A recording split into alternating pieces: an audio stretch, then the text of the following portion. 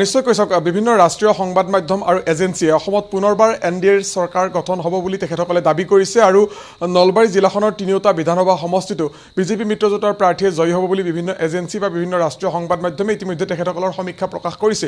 এই মুহূৰ্তত মোৰ সৈতে উপস্থিত আছে নলবাৰী বিধানসভা সমষ্টিৰ বিৰোধী মিত্ৰজোঁটৰ প্ৰাৰ্থী অশোক শৰ্মা ডাঙৰীয়া। মই তেখেতৰ সৈতে কথা কিছু পতাৰ চেষ্টা কৰিম, কাৰণ এই সমীক্ষা প্ৰকাশ হোৱাৰ পিছত সৰ্বত্ৰে আচলতে প্ৰতিক্ৰিয়াৰ সৃষ্টি হৈছে। মই আপোনাৰ ওচৰলৈ পোনে পোনে আহিছোঁ, ইতিমধ্যে সমীক্ষাটো আপুনিও পাইছেই। কি ক'ব বিচাৰিব, প্ৰথমটো প্ৰতিক্ৰিয়া কি ধৰণৰ হ'ব? যদি সমীক্ষা মতে এনডিএৰ চৰকাৰ হয়, তেনেহ'লে যোৱা ৪-৫ দিন ধৰি শাসকীয় দলৰ মন্ত্ৰী বিধায়কে এজনে আন এজনৰ ওপৰত বোকা ছটিয়াইছে কিয়? সেই কথাটোতে আমি নিশ্চিতভাৱে ক'ব পাৰোঁ যে চৰকাৰ বিৰোধী মিত্ৰজোঁটৰে হ'ব আৰু আমি নিশ্চিতভাৱে নলবাৰী সমষ্টিত কংগ্ৰেছ দলৰ প্ৰাৰ্থী হিচাপে, বিৰোধী ঐক্যমঞ্চৰ প্ৰাৰ্থী হিচাপে জয়লাভ কৰিম, তাত কোনো সন্দেহ নাই। আৰু যিটো এক্সিট পল, সেইটো নলবাৰী ৰাইজে মিছা বুলি প্ৰমাণিত কৰিব। এক্সিট পল একজেক্ট পল নহ'ব? এইটো ক'লোৱে, তেওঁলোকে যিখিনি কথা কৈছে সেইখিনি সঁচা নহ'ব পাৰে, কাৰণ প্ৰতিজন মানুহকতো তেওঁলোকে সোধা নাই।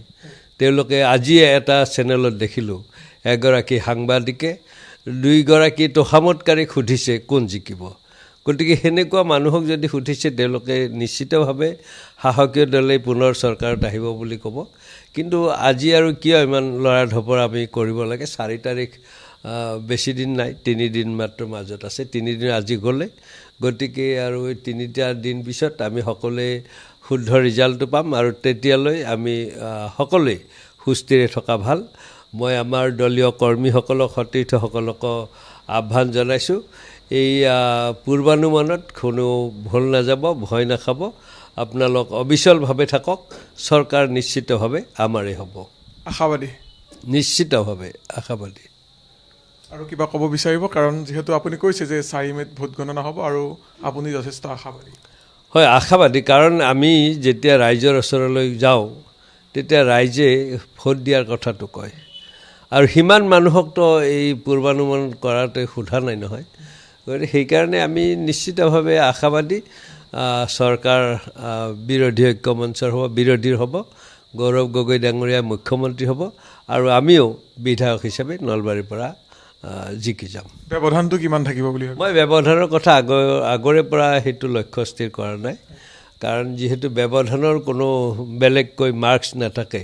গতিকে আমি 1000 ভোটত জিকিলেও জিকা, আৰু 1000ৰ পৰা 2-3 হাজাৰ ভোটত আমি নিশ্চিতভাৱে জিকি যাব পাৰিম। নিশ্চয়কৈ ধন্যবাদ জনাইছোঁ। এয়া আছিল নলবাৰী বিধানসভা সমষ্টিৰ বিৰোধী মিত্ৰজোঁটৰ কংগ্ৰেছ প্ৰাৰ্থী অশোক শৰ্মা ডাঙৰীয়া। আৰু তেখেতে এই যি এক্সিট পল প্ৰকাশ হ'ল, সেই এক্সিট পলক এক প্ৰকাৰ নস্যাৎ কৰিছে আৰু তেখেতে দাবী কৰিছে যে গৌৰৱ গগৈৰ নেতৃত্বত অসমত বিৰোধী মিত্ৰজোঁটৰ চৰকাৰ হ'ব, আৰু তেখেতেও প্ৰায় 1000ৰ পৰা 3000 ভোটৰ ব্যৱধানত হ'লেও নলবাৰী বিধানসভা সমষ্টিৰ পৰা জয়লাভ কৰিবলৈ সক্ষম হ'ব।